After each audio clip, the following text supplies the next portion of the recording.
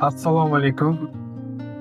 Yana bir bor men bitta masalani ko'tarmoqchiman. Afsuski, bizni mamlakatimizda har yil 90% bizga deformatsiya bilan kelgan bolalarga rakib tashxisini qo'yishadi, pediatrlar asosan.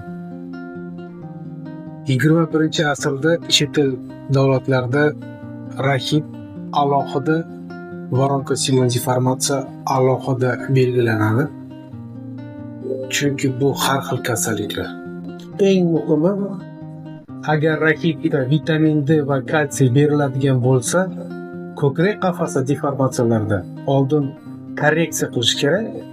Korreksiyadan keyin yarim yil yoki 1 yildan keyin kalsiy beramiz. Chunki suyaklar qotadi. Sementga o'xshab kalsiyimiz qotiradi suyaklarni. Korreksiya qilish juda qiyin bo'ladi. Agar sizda qandaydir shubha bo'lsa, bizga mutaxassislarga bolani fotolarini jo'natinglar.